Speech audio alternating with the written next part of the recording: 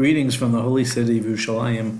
I wanted to remind all of you that your test tomorrow is on and that you're allowed to have a handwritten sheet, one sheet with anything you want to write on it, but it has to be your handwriting. It cannot be copied. It cannot be Xeroxed. It has to be an original. That shows me that you studied and you actually prepared for it. The teacher who's going to be proctoring is going to look for that. In Google Classroom, I shared with you 2 files. I'm going to share this film with you as well afterwards. I want to review a little bit. I'm not going to be able to go through everything, but just basic ideas. אנחנו לומדים קידוש מהפסוק זכור את יום השבת לקדשו מעשרת הדיברות. אבל זכור את יום השבת לקדשו מופיע בדיברות בפעם הראשון בתורה שכתוב על הדיברות. בפעם השנייה כתוב שמור את יום השבת לקדשו. רק לומדים קידוש מהפסוק זכור את יום השבת לקדשו. אבל מזה שכתוב גם שמור וגם זכור באותו זמן, זאת אומרת השם אמר אותם באותו זמן, כי חז"ל אמרו שזה נאמר בדיבור אחד נאמרו, השם אמר זכור ושמור באותו זמן, ושמור זה לא לעשות מלאכה, וזכור זה קידוש, לומדים משם שכל מי שחייב, כל מי שישנו, כמו שכתוב בגמרא, כל מי שחייב בשמירת שבת, וזה לא לעשות מלאכה, כמו נשים, לדוגמה, נשים חייבות בקידוש, כי יתנהו, ישנו בשמירה, ישנו בזכירה. כך כתוב בגמרא, הם חייבות בקידוש, כי שמור וזכור נאמר באותו זמן, זה כמו הקש. אנחנו לומדים מהפסוק הזה, זכור את יום השבת לקדשו, לומדים רק שצריכים להזכיר, to mention, לשבת, וכמו שהרמב"ם אומר, שהמצווה הוא בדיבור מן התורה, ומדברי סופרים, מדרבנן, גם עושים קידוש על יין, אבל זה רק מדרבנן. אנחנו אומרים ויחולו בעמידה, יש שנוהגים לומר כל הקידוש בליל שבת בישיבה, אבל יש אנשים שאומרים ויחולו בעמידה, כי זה כמו עדות, we're testifying, שאנחנו מאמינים שהשם ברא את העולם, לכן עומדים בקידוש, but many people, זה מנהגים שונים, יש שנוהגים לשבת, כי הרי קידוש זה שייך למקום סעודה, ולכן יושבים בזמן של קידוש. אנחנו רואים את הקידוש פה, כל הקידוש, שמתחילים עם פסוקים של ויחולו השמיים והארץ, שמדברים על זה שהשם ברא את העולם, וינח ביום השביעי, ואחר כך בורא פרי הגפן, ואחר כך הברכה העיקרית של קידוש, וזה ברכת מקדש השבת. זהו הסגנון של קידוש. אנחנו למדנו שאנחנו צריכים לכסות את החלה למעלה ולמטה, ועושים את הכיסוי הזה למעלה ולמטה לשתי סיבות. אחד זה זכר למן שירד במדבר. המן ירד במדבר וזה היה מכוסה, was covered למעלה ולמטה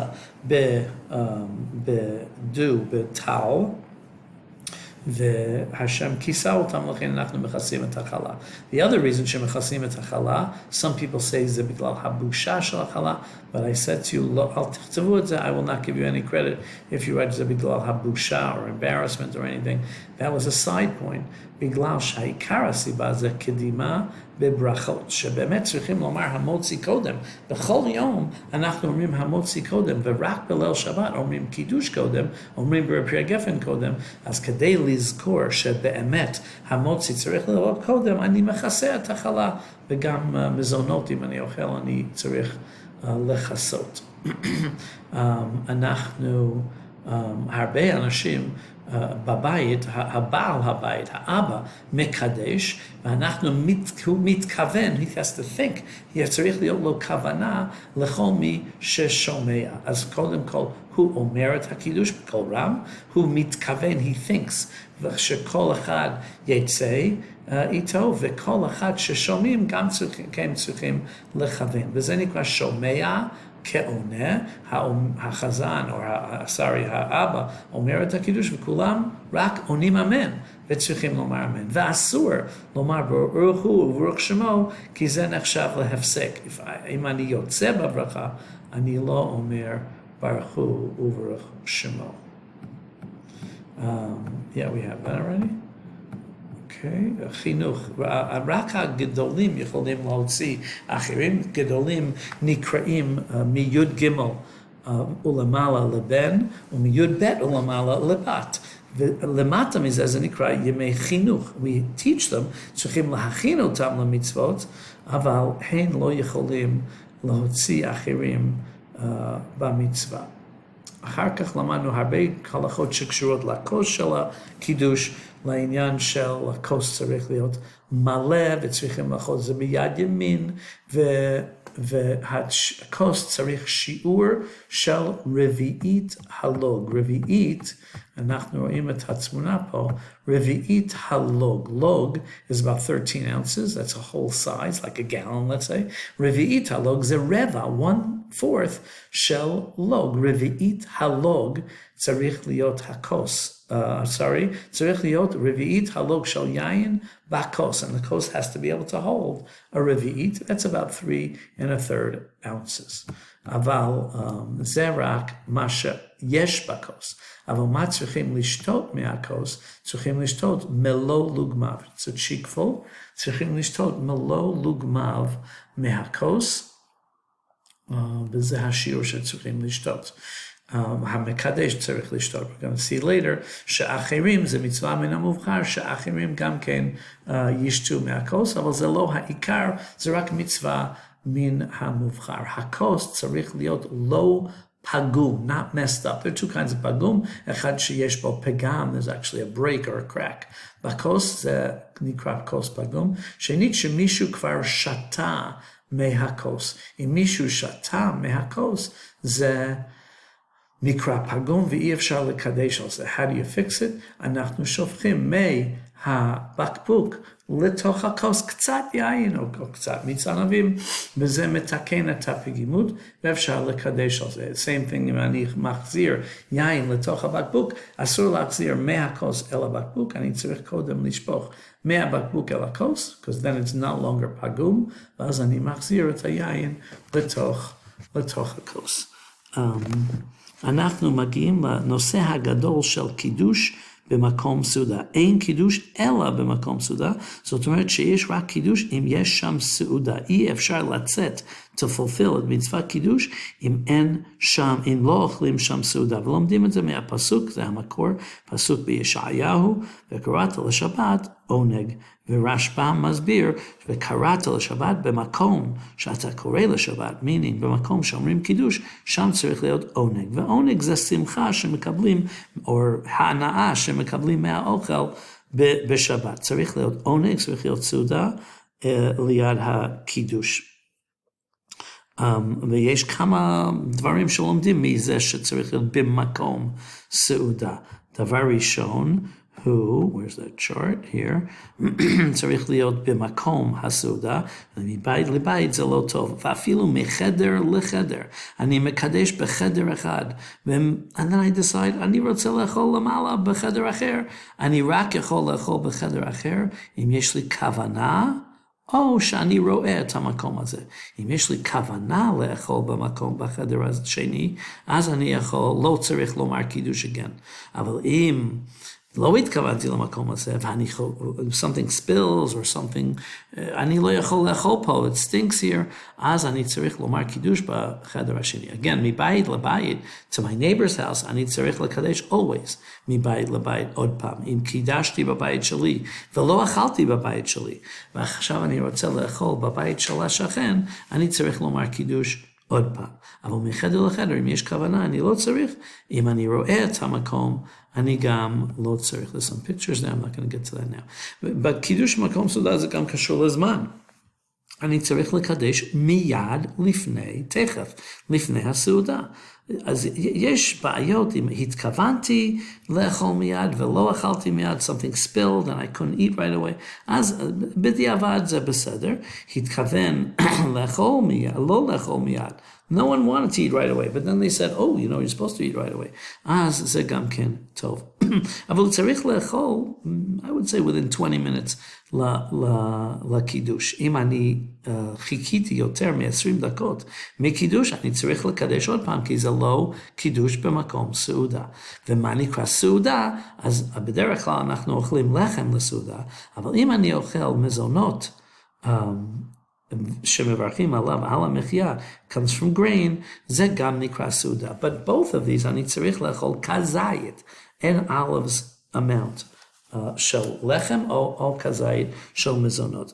בדיעבד אם אני שתיתי כוס יין בנוסף למלוא לוגמיו, שתיתי מלוא לוגמיו כדי לצאת קידוש, ואז אני צריך לשתות עוד רביעית הלוג של יין, זה גם כן יכול להיות במקום סעודה. פה יש כמה מקומות שונות של מקום סעודה, אם אני רואה בחוץ זה גם נקרא מקום סעודה, אם זה חדר אחד גדול זה גם נקרא מקום סעודה, אם זה מחדר לחדר ואני רואה זה בסדר, אבל מחדר אחד לחדר אחר ואני לא רואה ולא התכוונתי זה לא בסדר. מבית לבית אני תמיד צריך לקדש עוד פעם. כן, אני לא יוצא קידוש אם אני לא אוכל שם סעודה אחר כך. עכשיו, אנחנו בדרך כלל חייבים לקדש ביום רק אחרי תפילת שחרית, כי לפני תפילת שחרית אסור לאכול in general. אבל אישה, בגלל שאישה לא חייבת לא חייבת להתפלל שחרית, היא יכולה להתפלל anytime during the day, ולכן היא חייבת בקידוש מיד בבוקר.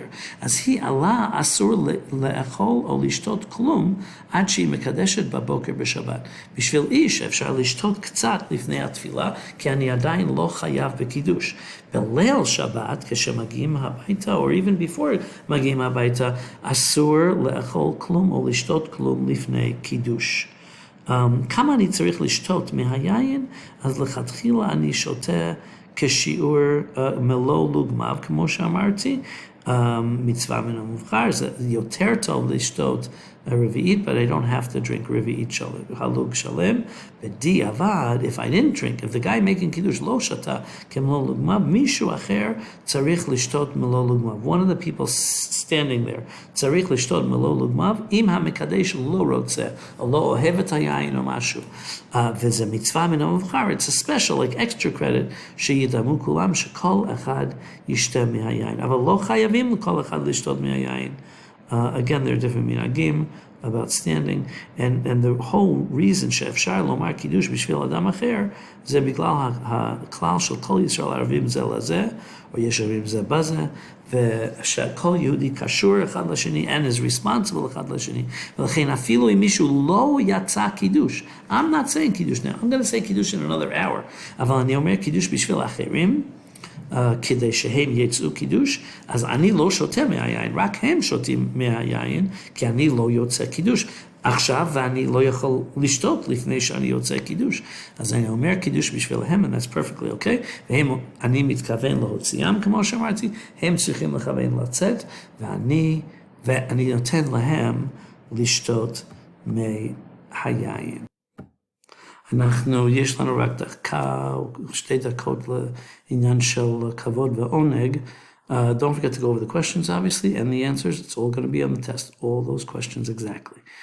וקראת לשבת עונג, לומדים מזה, מפסוק בישעיהו, שיש מצווה לאכול סעודת שבת, וגם לישון בשבת, ואסור להתענות בשבת, you're not allowed to fast בשבת, וצריכים לאכול 3 סעודות בשבת. בסעודות שבת צריכים לאכול כביצה, around 2 slices של לחם, אחרי שאומרים המוציא. בסעודה שלישית יש מקילים שלא צריכים לאכול כל כך הרבה לחם, אולי אפשר גם לצאת במזונות, if you can't eat bread, אפשר לצאת בבשר ודגים, לא זה כל דברים שמלפפים בהם את הפת, ויש אומרים שאפשר לשתות יין, רביעית של יין בשביל סעודה שלישית, אבל לא יכולים לאכול פירות וירקות לסעודה שלישית. הזמן של סעודה שלישית זה מ6 שעות ומחצת, כל מנחה גדולה, עד שקיעה. בדיעבד אני יכול לאכול סעודה שלישית 13 דקות אחרי שקיעה, אם אני צריך, ודרך כלל אני מתפלל מנחה לפני זה. יש חייבים לאכול 2 לחמים, לחם משנה, בכל הסעודות של שבת, כולל סעודה שלישית אם אני יכול. יש מצווה לברך 100 ברכות בכל יום. בימי שבת זה יותר קשה, כי העמידה זה יותר קצר. ולכן צריכים לאכול פירות וירקות ביום שבת כדי להגיע ל100 ברכות.